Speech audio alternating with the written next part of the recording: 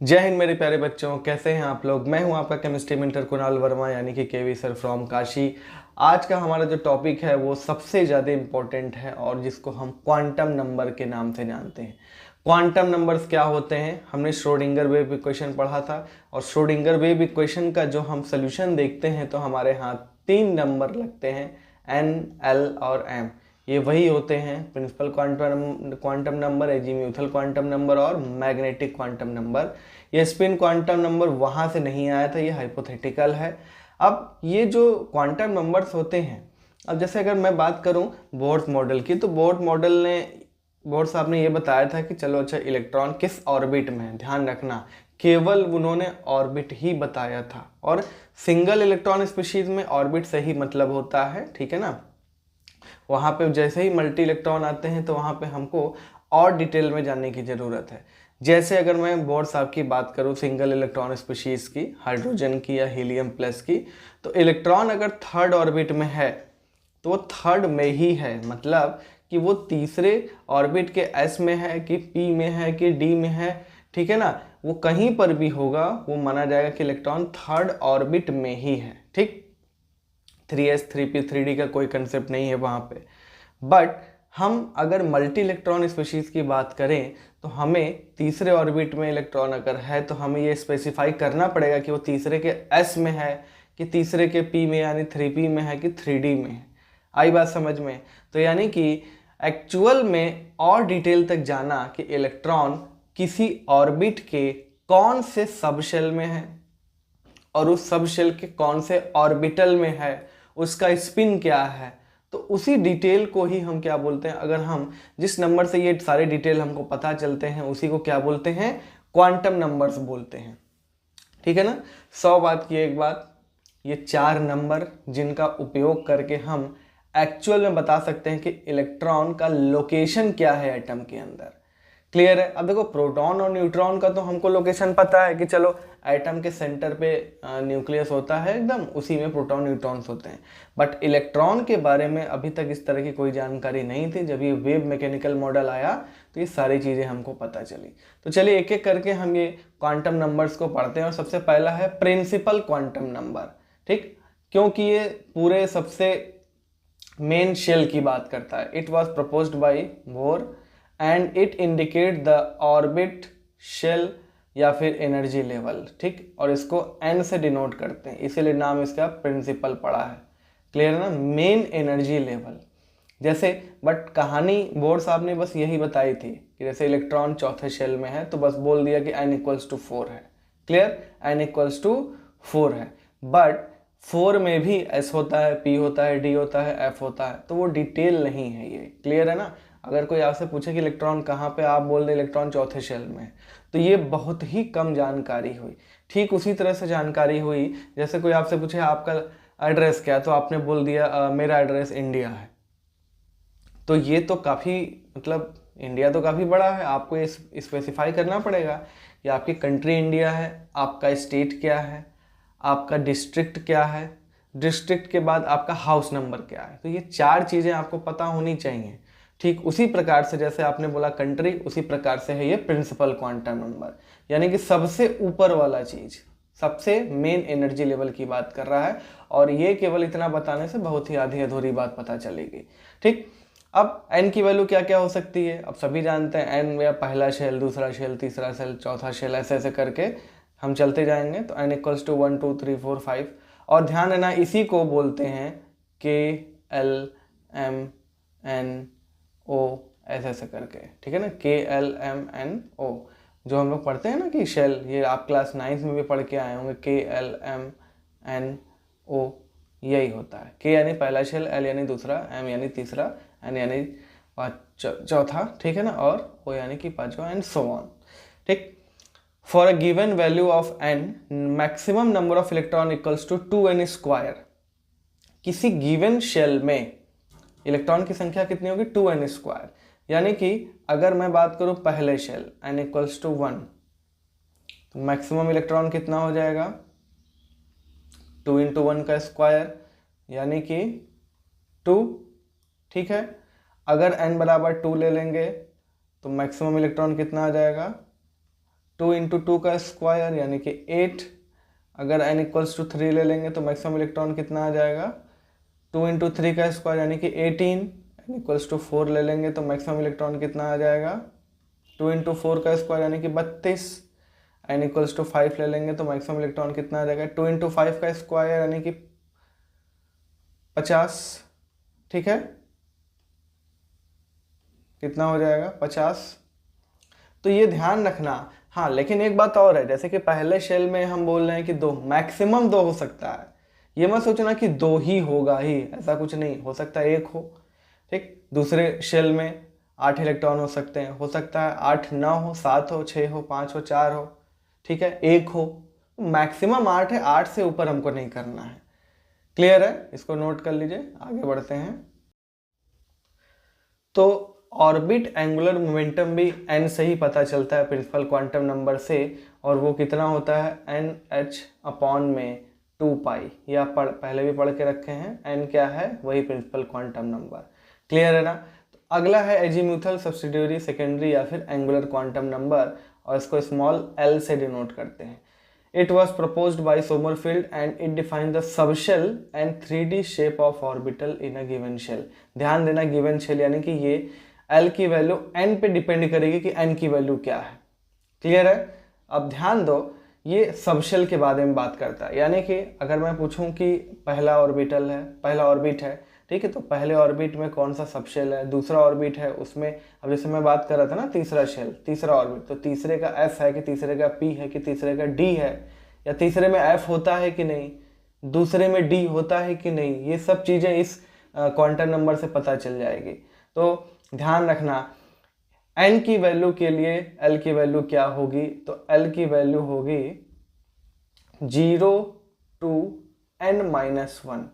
ये n-1 मतलब n से एक वैल्यू कम होगा, n से एक वैल्यू कम होगा और 0 भी होगा, ध्यान रखना। तो अगर मैं बात करूं n इक्वल्स टू 1, अगर n इक्वल्स टू 1 है तो L की वैल्यू क्या हो जाएगी, बस 1 के बराबर नहीं होगा, उससे कम एक ले लो, तो L की वैल्यू केवल आएगी 1 यानी कि 0। n की वैल्यू अगर 2 है तो L की वैल्यू क्या आ जाएगी, बस 2 नहीं होगी, एक कम यानी 1 हो सकती है, उससे भी एक कम यानी 0 हो सकती है, नेगेटिव नहीं जाना है। n की वैल्यू अगर 3 है तो L की वैल्यू 3 नहीं होगी, 2 होगी, 1 होगी, 0 होगी, यानी कि 0 1 2। n की वैल्यू अगर 4 है तो L की वैल्यू 0 1 2 3। n की वैल्यू अगर 5 है तो L की वैल्यू 0 1 2 3 4। तो इतना समझ में आ रहा है कि n की वैल्यू जितनी भी है L की वैल्यू उससे एक कम है। अब L की जितनी वैल्यूज मिलेगी, L की जितनी वैल्यूज मिलेगी उतना हमको पता चलेगा कि उतना सबशेल उस शेल में मौजूद है। यानी L की वैल्यू 0 है, अभी ये मत बोला कि सर 0 है तो कुछ नहीं हुआ, 0 का मतलब 0 भी एक वैल्यू है, यानी पहले शेल में L बराबर 0 यानी कि जस्ट वन वैल्यू यानी कि एक ही सबशेल उसमें मौजूद है।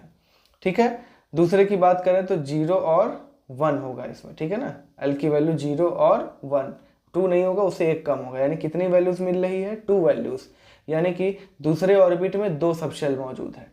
तीसरा शेल यानी कि 0 1 और 2, 3 वैल्यूज मिल रहा है, तो 3 सबशेल है। सिमिलरली चौथे शेल में 4 सबशेल है, पांचवें में 5 सबशेल है। आई बात समझ में। तो इतना तो समझ में आ रहा है, नंबर ऑफ सबशेल क्या हो जाएगा, number of subshell is equals to number of orbit. ठीक, मतलब अगर मैं बात करूं nth ऑर्बिट, ठीक है ना, मतलब अगर nth ऑर्बिट है उसमें n नंबर ऑफ सबशेल होगा, n नंबर ऑफ सबशेल होगा। कोई पूछे 10वें शेल में बताओ कितने सबशेल होंगे, सीधी सी बात है 10, ठीक है ना, 10वें शेल में 10 सबशेल होंगे। और किसी शेल में कितने मैक्सिमम इलेक्ट्रॉन होंगे, ये तो हमको समझ में आ रहा है कि 2n², ठीक है। अब सबशेल में, अब जैसे कि तीसरे शेल में कितने मैक्सिमम इलेक्ट्रॉन होते हैं, 2n² यानी कि 2 × 3 का स्क्वायर यानी कि 18। अब 18 है तो वो डिफरेंट सबशेल में ना बटा होगा, SPD में, ठीक है, SPD। तो ध्यान रखना कैसे हम निकालते हैं सब शेल के अंदर मैक्सिमम इलेक्ट्रॉन। तो maximum electron in a subshell, इसका फॉर्मूला होता है 2 टाइम्स ऑफ 2l प्लस 1। ठीक है ना, 2 टाइम्स ऑफ 2l प्लस 1। ध्यान देना l की वैल्यू 0 1 2 ऐसे रखते जाओगे तो पता चल जाएगा।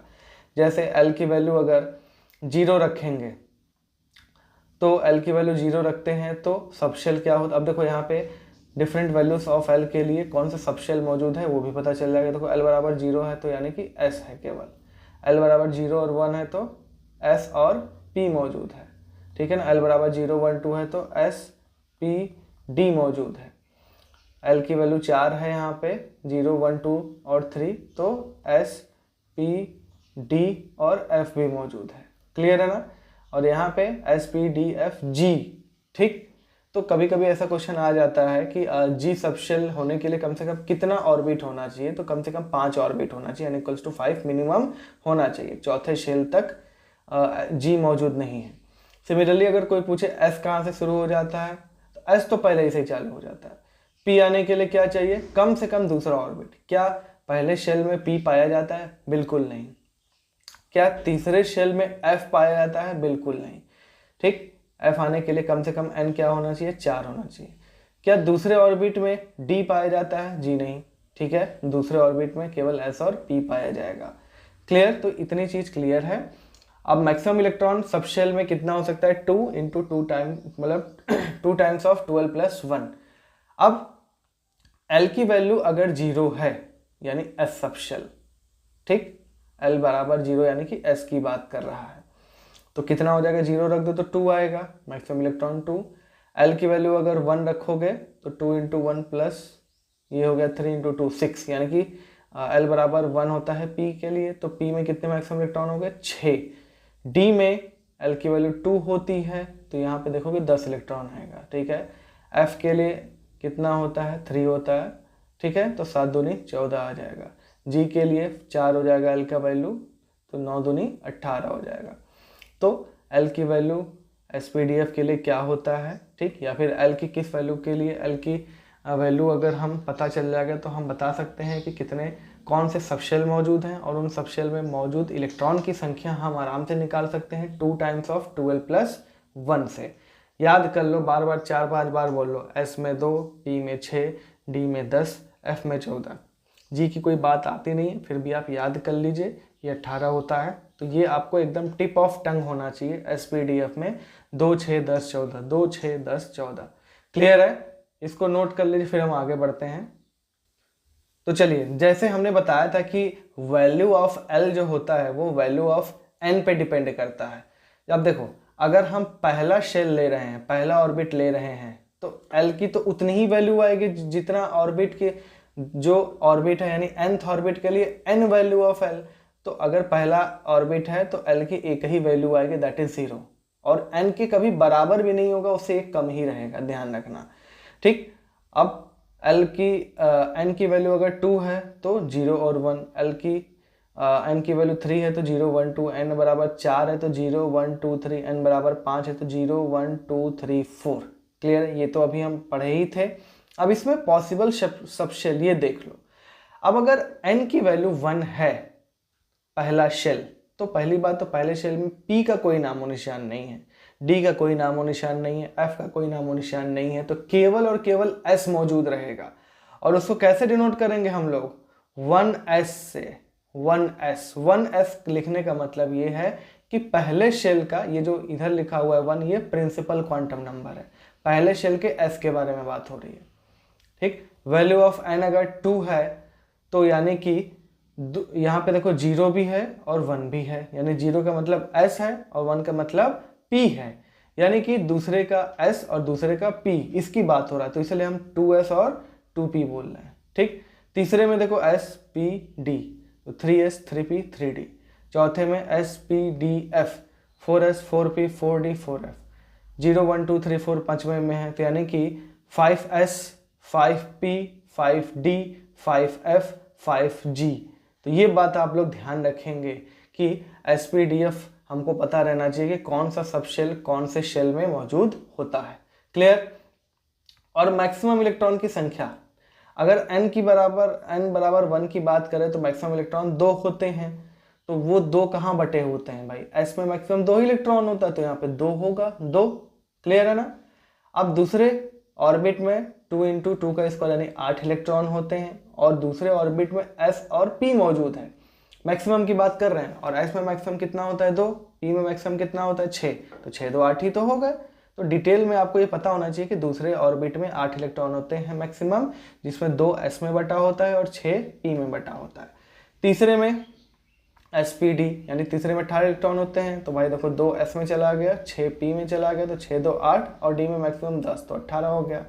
क्लियर है। यहाँ पे देखो, यहाँ पे 2 हो जाएगा, यहाँ पे 6 हो जाएगा, यहाँ पे 10 और यहाँ पे 14, तो कुल मिला के 32 इलेक्ट्रॉन हो जाएंगे। तो ये हमको डिटेल भी पता होना चाहिए। क्लियर है। अब देखो ऑर्बिटल एंगुलर मोमेंटम क्या होता है, ये ऑर्बिटल एंगुलर मोमेंटम होता है h/2π रूट में l+1। ध्यान रखो ये ऑर्बिटल एंगुलर मोमेंटम की बात कर रहा है, तो वैल्यू ऑफ l पे डिपेंड करेगा।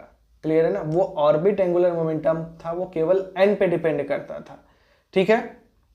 तो ये अब हाँ एक बात और ध्यान रखिए कि ये जो h/2π है, इसी को ऐसे बताया जाता है, h को काट दो तो h/2π हो जाएगा। ठीक है। तो ये हम ऐसे भी लिख सकते हैं, h कट और l+1। ठीक है। तो ये भी क्या है, ऑर्बिटल एंगुलर मोमेंटम का फॉर्मूला हो गया। नोट करिए इसको, आगे बढ़ते हैं। आइए क्वेश्चन देखते हैं। Determine orbit angular momentum and orbital angular momentum in 3D। ठीक है। तो सबसे पहला ऑर्बिट एंगुलर मोमेंटम क्या हो जाएगा, ऑर्बिट एंगुलर मोमेंटम, ये तो भाई nh/2π होता है। इसको SPDF से क्या लेना देना, उसको केवल n से मतलब होता है, तो 3 यानी कि 3h/2π, ये हो गया पहले का answer. Clear. Orbital angular momentum जो होता है वो होता है h/2π l+1। अब फॉर d l की वैल्यू क्या होती है, 2 होती है, तो ऑर्बिटल एंगुलर मोमेंटम क्या हो जाएगा, ये l की वैल्यू 2 और ये 2+1 यानी कि √6 h/2π यानी कि √6 h कट। क्लियर। ये हो गया ऑर्बिटल एंगुलर मोमेंटम। चलिए अगला पढ़ते हैं, मैग्नेटिक क्वांटम नंबर, या फिर इसी को ओरिएंटेशन क्वांटम नंबर बोलते हैं। क्लियर है ना। इसको हम लोग स्मॉल m से या फिर ml से डिनोट करते हैं। क्लियर। ये क्या होता है, it proposed by Lind and it defines number of orbitals and their orientation। अब ध्यान से समझिए, ये किस पे डिपेंड करेगा, ये L पे डिपेंड करेगा, डिपेंड ऑन L। जैसे L N पे डिपेंड करता था, उसी तरह M या ML जो है वो L पे डिपेंड करेगा। तो दिए हुए, और L किस पे डिपेंड करता है, N पे करता है। ठीक। तो L की वैल्यू क्या क्या होगी, उसके आधार पे हम बताएंगे कि M की वैल्यू क्या क्या होगी। तो for a given value of L, value of M is from -1 to +1। ठीक है ना, -L to +L इंक्लूडिंग 0। ठीक है। तो ध्यान रखो, अगर हम फॉर L = 0 करेंगे तो भाई अब -0 to +0 का क्या मतलब है, यानी ML क्या हो जाएगा, केवल 0 हो जाएगा। फॉर L बराबर 1, M कितना हो जाएगा, -1 0 +1। फॉर L बराबर 2, M की वैल्यू क्या क्या आ जाएगी, -2 -1 0 +1 +2। ठीक। L की वैल्यू अगर 3 है तो M की वैल्यू क्या हो जाएगी, -3 -2 -1 0 +1 +2 +3। क्लियर। तो L की वैल्यू देखो, अगर L की वैल्यू 0 है तो M की 1 वैल्यू आ रही है, L की वैल्यू 1 है तो M की 3 वैल्यू आ रही है, L की वैल्यू 2 है तो M की 5 वैल्यू, L की वैल्यू 2 है तो m की 5 वैल्यू आ रही है, और l की वैल्यू 3 है तो m की 7 वैल्यू आ रही है। असल में ये हमसे ऑर्बिटल के बारे में बताता है, ठीक है ना, नंबर ऑफ ऑर्बिटल्स। जो हम लोग पढ़ते हैं ना, ये जिसको हम लोग बोलते हैं डिब्बा, ऐसे, ठीक है ना, ये डिब्बा। तो कोई पूछे कि ऑर्बिटल क्या होता है तो बोलो कि सर वही डिब्बे को ही ऑर्बिटल बोलते हैं, ठीक है ना, उसी में इलेक्ट्रॉन भराते हैं, ऐसे एक रफली आपको पता होना चाहिए। और ये मैग्नेटिक क्वांटम नंबर ही बताता है कि कितने ऑर्बिटल यानी कितने डिब्बे होंगे। अगर L की वैल्यू 0 है यानी S की बात करें तो S में केवल एक ही डिब्बा होगा, ठीक, ये ऐसे। अगर L की वैल्यू 2 है यानी कि P की बात करें तो P में 3 डिब्बे होंगे, 1 2 3। और L की वैल्यू 2 है तो D में 5 डिब्बे होंगे, ये 5 हमने बनाया है। और L की वैल्यू 3 है तो यानी F के लिए उसमें 7 डिब्बे होते हैं, तो ये सातों का नाम हम लिखे हुए हैं। क्लियर है? तो इसको अभी डिटेल में हम आगे देखते हैं, इसको नोट करिए फटाक से। तो आइए दोस्तों, हम ऑर्बिटल्स की संख्या कितनी होती है किसी गिवन सबशेल के लिए और उनका नाम क्या होता है तो उसको देख लेते हैं। असल में संख्या का मतलब ओरिएंटेशन कितना है, ठीक है ना। इसका सबसे अच्छा एग्जांपल हम यही P वाला लेके बता सकते हैं, ठीक है। खैर पहले देखिए S में L की वैल्यू 0 है तो M की वैल्यू क्या है, यहाँ पे केवल एक वैल्यू है, M की वैल्यू केवल एक है और M की वैल्यू 0 है और उसी का ये वैल्यू है 0, ठीक, जस्ट वन वैल्यू। यानी कि ये क्या है, एक ही ओरिएंटेशन है। जब हम ऑर्बिटल्स के बारे में डिटेल पढ़ेंगे तब हम देखेंगे कि कैसा ओरिएंटेशन, उसको हम बना के भी देखेंगे। P सबशेल का क्या वैल्यू है, L इक्वल्स टू 0 है तो M इक्वल्स टू क्या हो जाएगा, -1 0 और +1, ये 3 वैल्यूज हैं। असल में ये 3 होता भी है PX PY और PZ, ठीक है ना। P का शेप होता है डम्बल, ठीक है ना, वो कुछ देखो x एक्सिस पर ऐसे है, ये y एक्सिस पर है और ये z एक्सिस पर है। तो कुछ इस तरीके से x y z 3 ओरिएंटेशन होते हैं, इसीलिए 3 डब्बे पॉसिबल है, PX PY और PZ। ध्यान देना, ये जो PX और PY है इनको तो हम -1 या +1 कुछ भी दे सकते हैं, ये चाहे तो तुम इंटरचेंज कर लो, कोई दिक्कत नहीं है, ठीक है ना, ये इंटरचेंज हो सकता है। बट PZ के लिए ML की वैल्यू या M की वैल्यू वो कितनी होगी, 0 होगी, इस बात को ध्यान रखना है। अगर कभी भी आ जाए कि M की वैल्यू +1 है, M की वैल्यू +1 है, ठीक है ना, और P सबशेल की बात हो रही है तो वो PX भी हो सकता है, PY भी हो सकता है। बट M की वैल्यू अगर 0 है तो वो निश्चित है कि क्या होगा, वो PZ होगा। आई बात समझ में।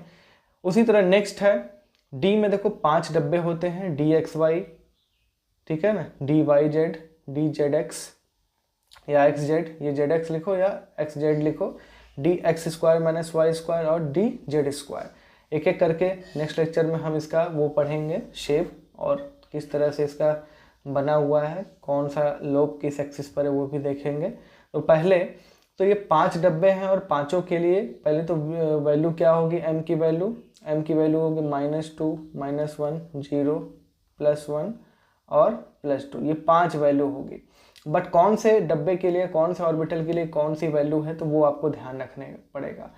जैसे DZ, जैसे वहाँ पे PZ के लिए 0 हमने फिक्स कर दिया था, उसी तरह DZ² के लिए क्या है, M की वैल्यू 0 होगी। उसके बाद ये -1 और ये +1, ये -1 और ये +1 ये क्या हो सकता है, इंटरचेंज हो सकता है। क्लियर है ना, यानी कि ये DXZ है और DYZ है, DXZ और DYZ, इन दोनों के लिए या तो -1 या तो +1 होगा। आई बात समझ में। और सिमिलरली DX² - Y² और DXY, इसके लिए क्या है, -2 या +2, ये भी इंटरचेंज हो सकता है। आई बात समझ में। बस फिक्स आपको क्या करना है, DZ², मतलब ये फिक्स है कि ये DZ² होगा। क्लियर। और ये -2 और +2, ये DX² - Y² भी हो सकता है, दोनों में से कोई एक, और DXY भी हो सकता है। और ये -1 और +1 वाला एक DZX होगा और दूसरा YZ होगा, ठीक है। और उसके बाद आता है F लेस इंपॉर्टेंट है, तो आप उसको नहीं भी याद करेंगे तो कोई दिक्कत नहीं है, बट आप याद कर ले तो बेहतर ही है। जैसे यहाँ पर ये बता दे रहे हैं कि FZ³ जो है वो उसके लिए क्या है, M की वैल्यू 0 है। बाकी ये और ये इंटरचेंज हो सकता है, ये और ये इंटरचेंज हो सकता है, ये और ये -3 और +3 वाले को हम अलग पलट सकते हैं। क्लियर है? तो ये ऑर्बिटल्स है, उनके नाम और उनके लिए m की क्या क्या वैल्यू है, इसको आप लोग अच्छे से याद करेंगे, इसको नोट करिए, फिर हम कुछ और बातें आगे करते हैं। आइए दोस्तों एक क्वेश्चन देख लेते हैं। Which orbital is represented by psi 210, psi 510, psi 520 और साई 522। देखो साई वाला जो कंसेप्ट है ये हम लोग सीखे थे कि साई जो होता है ये NLM, ठीक है ना। ये जो पहला वाला नंबर है ये n बताएगा, ये l बताएगा और ये m बताएगा। तो 2 का मतलब कि n 2 है, l बराबर 1 का मतलब कि p की बात कर रहा है और m बराबर 0 का मतलब p z की बात कर रहा है। तो ये इसका मतलब हो जाएगा 2pz। क्या हो जाएगा? 2pz।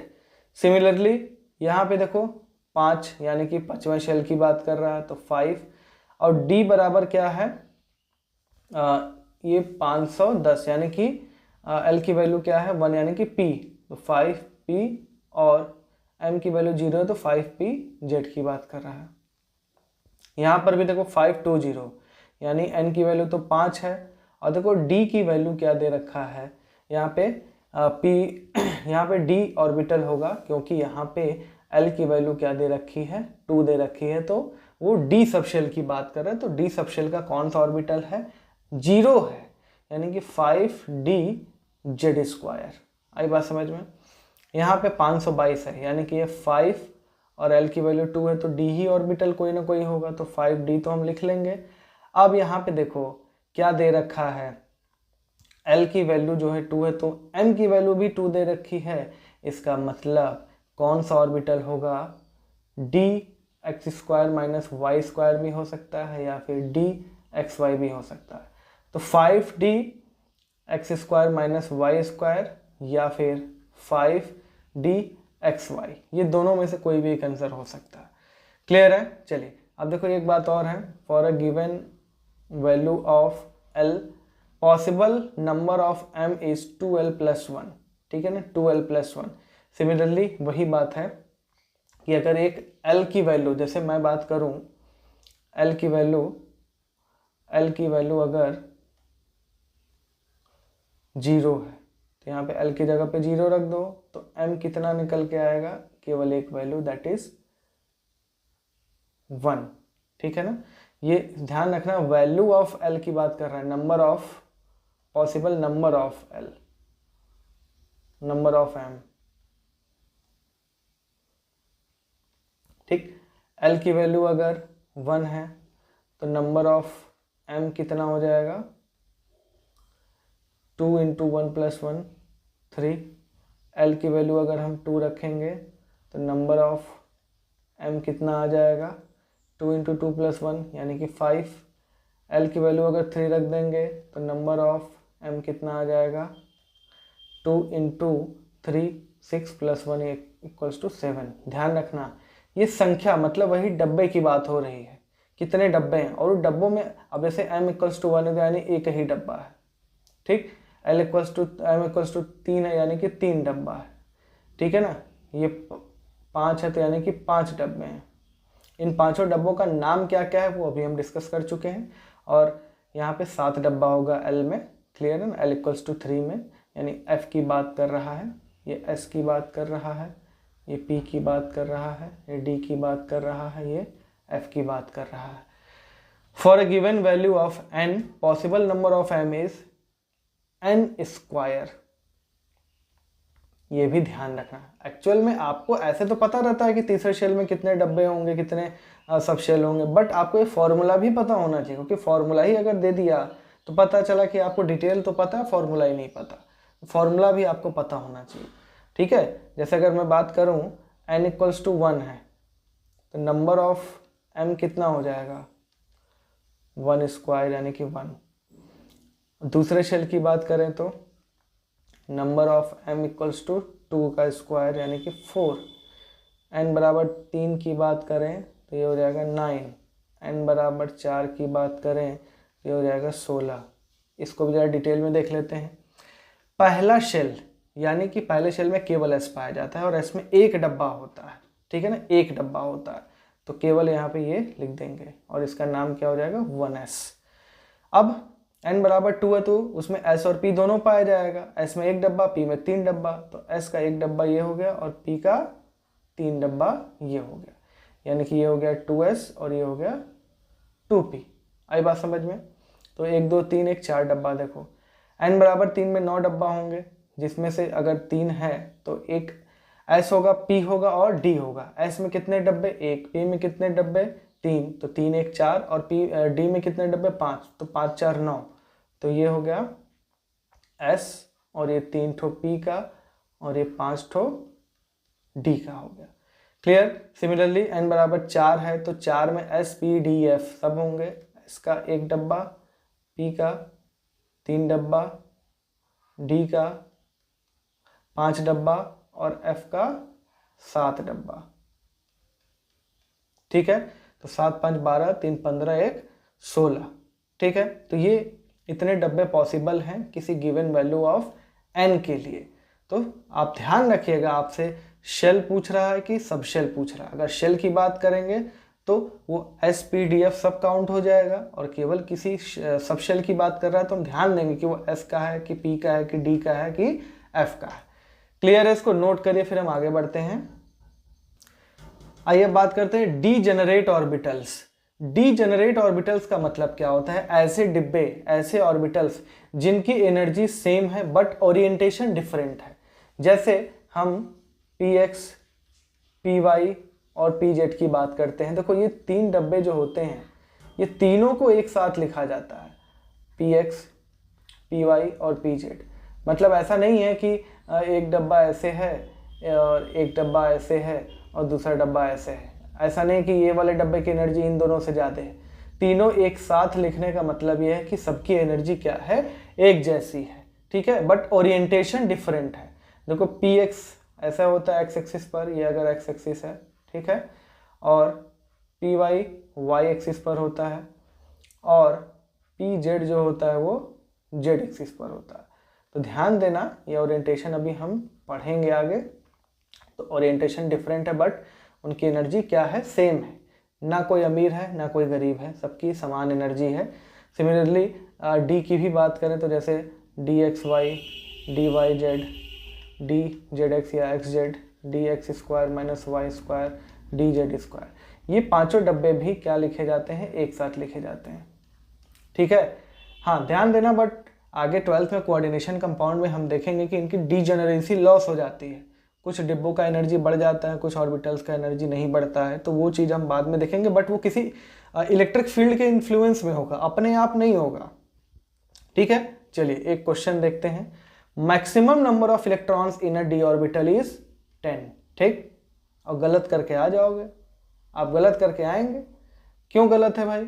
अरे यार ध्यान रखो, डी सबशेल की बात नहीं कर रहा है, ऑर्बिटल की बात कर रहा है। ऑर्बिटल का मतलब एक डिब्बा। अब डिब्बा चाहे एस का हो, चाहे पी का हो, चाहे डी का हो, उसमें 2 ही इलेक्ट्रॉन भराते हैं। कैसे? इस चीज को आप ध्यान रखिए। जैसे डी में, एस में मैक्सिमम कितने इलेक्ट्रॉन होते हैं? 2, तो एक डब्बा होता है उसमें 2 इलेक्ट्रॉन। पी में मैक्सिमम इलेक्ट्रॉन कितने होते हैं? 6, और पी में 3 डब्बे होते हैं। तो ये बताओ, जब मैक्सिमम की बात हो, जब सभी डब्बों में 2 2 4 2 6 ही तो इलेक्ट्रॉन आया।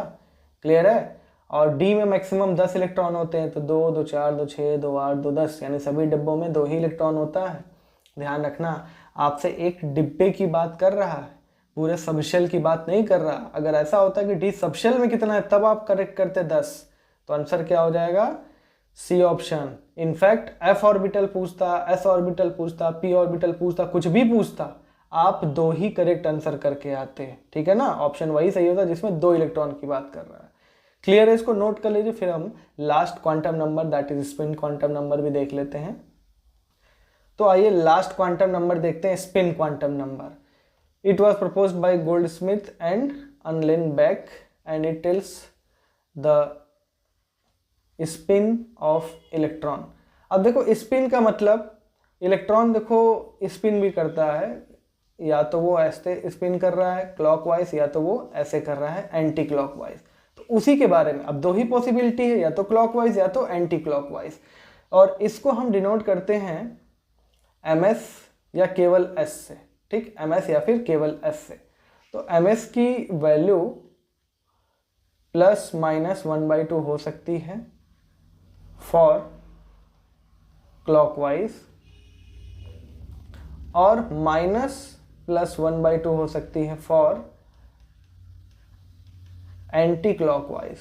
मतलब इसका क्या है, अब देखो ये देखो, पहली बात तो इसका कोई सिग्निफिकेंस नहीं है कि ms की वैल्यू प्लस 1/2 ही होगी या माइनस 1/2 ही होगी। इतना ध्यान रखो, अगर ms की वैल्यू हम प्लस 1/2 दे चुके हैं फॉर क्लॉकवाइज, अगर क्लॉकवाइज के लिए हम प्लस में 1/2 दे चुके हैं तो वो अल्टीमेटली माइनस 1/2 क्या हो जाएगा for anti clockwise. Anti clockwise के लिए माइनस 1/2 हो जाएगा। और अगर हमने ms की वैल्यू माइनस 1/2 दिया हुआ है क्लॉकवाइज के लिए तो प्लस में 1/2 किसके लिए हो जाएगा, एंटी क्लॉकवाइज के लिए। तो ये रटना तो नहीं है कि क्लॉकवाइज के लिए ही प्लस 1/2 होता है, इसका कोई सिग्निफिकेंस नहीं है, ठीक है ना। क्लॉकवाइज के लिए जो हम माने हैं उसका उल्टा हो जाएगा माइनस 1/2, ठीक है ना, एंटी क्लॉक के लिए। बस इतना ध्यान रखना कि प्लस 1/2 और माइनस 1/2 यही दो वैल्यू हो सकता है, ठीक है ना, प्लस हाफ माइनस हाफ। ठीक, स्पिन क्वांटम नंबर में भी स्पिन एंगुलर मोमेंटम आता है, स्पिन एंगुलर मोमेंटम, और इसका फॉर्मूला क्या होता है, h/2 ब्रैकेट में s+1, ठीक, या फिर इसी को h कट भी बोल सकते हैं, s+1। थोड़ा इसको सही से लिख लेना, ठीक है, h कट और रूट में s+1, और ये h कट क्या है, h/2 है। क्लियर है। तो अब जैसे किसी ऑर्बिटल में या किसी एटम में सारे के सारे इलेक्ट्रॉन पेयर्ड हैं, पेयर्ड अनपेयर्ड की बात अभी हम थोड़ी सी कर ले रहे हैं, आगे अभी हम सीखेंगे तब आपको और क्लियर होगा। जैसे किसी डब्बे में इलेक्ट्रॉन ऐसे भरा हुआ है, कोई एक डब्बा है, इलेक्ट्रॉन ऐसे भरा हुआ है, तो इसका मतलब ये क्लॉकवाइज है, ये एंटी क्लॉकवाइज है, क्लियर, या फिर ये एंटी क्लॉक है, ये क्लॉकवाइज है। तो ध्यान रखना इसका मतलब, और अगर क्लॉकवाइज है तो इसका मतलब क्या हो जाएगा, एंटी क्लॉकवाइज हो जाएगा, ठीक है। तो क्लॉकवाइज और एंटी क्लॉक बताने के लिए हम ऐसे हाफ एरो, चाहे तो कुछ लोग फुल एरो का भी इस्तेमाल करते हैं, तो हम लोग ऐसे फुल एरो भी बना सकते हैं, ये क्लॉकवाइज के लिए और ये एंटी क्लॉक के लिए। ध्यान देना ये क्लॉकवाइज भी हो सकता है, ये तब ये एंटी क्लॉक हो जाएगा। जिस प्रकार से प्लस 1/2 माइनस 1/2 फिक्स नहीं है कि क्लॉक के लिए कि एंटी क्लॉक के लिए, अगर एक क्लॉक के लिए तो दूसरा एंटी क्लॉक के लिए, उसी तरह अगर ये सीधा वाला एरो क्लॉक के लिए तो एंटी क्लॉक के लिए हो जाएगा, अगर ये क्लॉक के लिए मान लो तो ये एंटी क्लॉकवाइज के लिए हो जाएगा। उसी तरह सिमिलरली ये हाफ एरो क्लॉकवाइज के लिए तो ये एंटी क्लॉक के लिए हो जाएगा, ठीक है ना। तो this is all about quantum numbers. Next lecture में हम इससे बहुत ही इंपॉर्टेंट क्वेश्चन लेकर आएंगे और बहुत अच्छी प्रैक्टिस हो जाएगी आपकी, ठीक है। तो मिलते हैं अगले क्लास में, तब तक के लिए जय हिंद।